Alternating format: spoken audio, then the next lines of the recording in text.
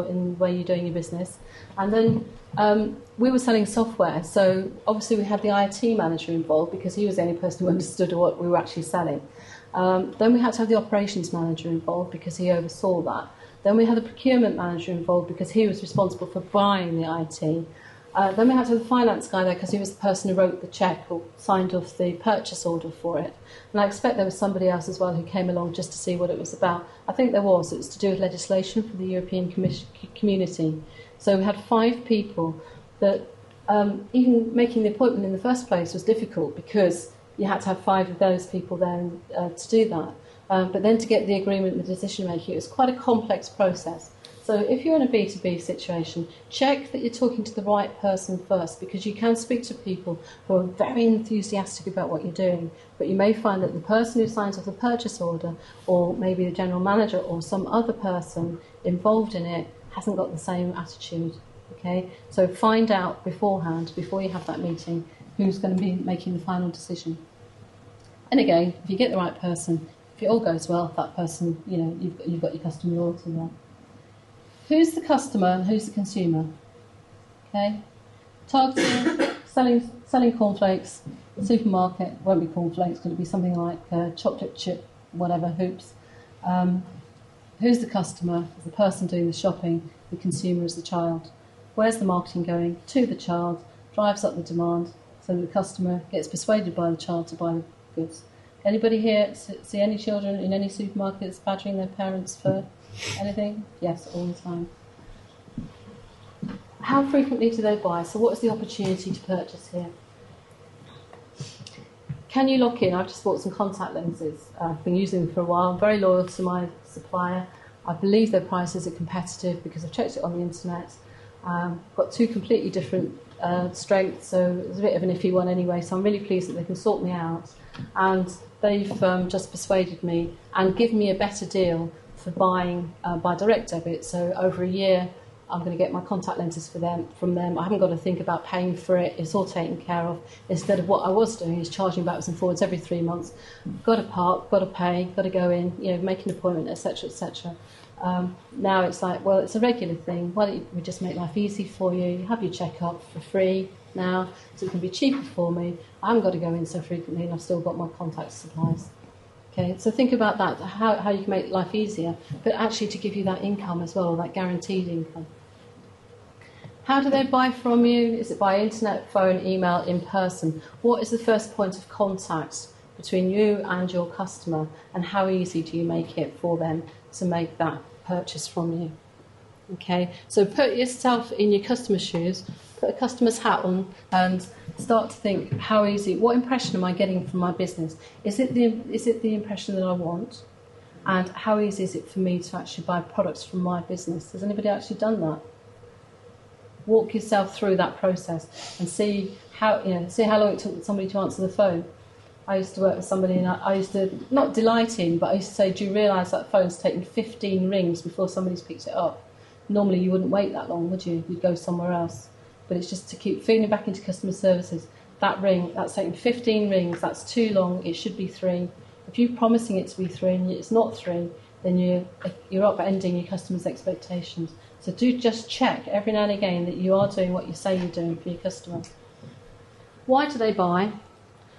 Could be, anybody know? Reliability. Why do people buy from you? Shout out anything. Reliability, consistency, expertise. Expertise, yeah. Location, convenient, cheap, shoddy, no. Quality, okay. Why are people buying from you? What can you do to make sure that all your other potential customers know that that's a key selling proposition that you can build on? So it might be that they're using it in one context. You were talking about AIDS, weren't you? And you're dealing with hospitals. And what kind of different customers are you dealing with? Well, customers are generally the professional worker for the social services. Right. So we have a client who is like a service user. Okay. So this company is selling into a professional who's then implementing that. All right. So you need to be having that relationship with the professionals, and then they will be using that in the health setting. Yeah. Okay. So what are the benefits of your product that they're utilising? Are you aware of that, and how often do you discuss that with them? And that's what you need to do. Customers are people. How many of us is a customer? All of us, okay? We're all quite capable of talking to each other. And that's who your customers are. They're just people, okay, doing their day job. So don't be frightened of them. They're important to you, very important, because it brings in the money. But they're ordinary people who are quite happy to have a chat. What is their legal entity? Are they a sole trader, a limited company, retailer, wholesaler? What is the route to market for your products? Do you sell to them and then they use them in a different setting? Are you selling them directly to the customer? Are you selling to a wholesaler who will then sell them to a retailer? As we were selling in the pharmaceutical company, we were selling medicines to a wholesaler who would then sell them to a pharmacist who would then sell them to the patient at the end of the day. Okay? If you're aware of your route to market of your products and services, then that's going to help to influence you to understand your pricing policy and strategy as well, because a lot of people are involved in that. Charities, not-for-profit, public sector. Don't assume that charities and public sector do not have budgets. Okay? They will have budgets, and you've got to understand those organisations and understand what budgets they have. And the same with the individual. We're talking about the personal income. Consider where you can find more like them. When you've done all this analysis, where can you get some more? Focus on those which show promise of most profit, which we've talked about. We're all happy with that? Yeah. Understand what their needs are and how well you match them. How are you going to do that? Talk to them. Are you satisfying those needs? Is your delivery time sufficient for them? Is it adequate? Do they necessarily need everything next day?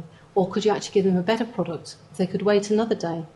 Okay? If you don't ask, don't always assume that tomorrow, I know we all talk about when do you want it yesterday, we all say that. But actually, if I give it to you in 3 days instead of 2 days, I can actually do that at a slightly cheaper price. Are you happy for the 3-day delivery? Yeah. Okay, win-win. You're giving them a better quality product and the customer's going to be happy with it. Communicate the right messages relevant to the specific groups. Again, don't overpromise and underdeliver. It's just calamitous. You cannot afford to do that at all.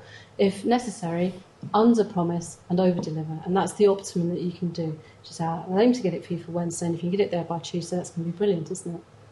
So manage their expectations and be as honest as possible. Marketing is not about hype, really. Gather data, analyse your findings, allocate your customers into groups, okay?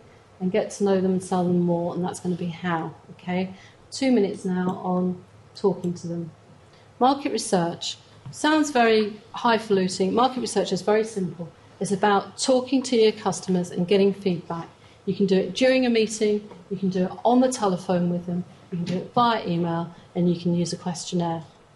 The benefit of using a questionnaire means that somebody has just sat down and you've done a list of questions of things you want to know what your customer thinks about you and what they might suggest you do better.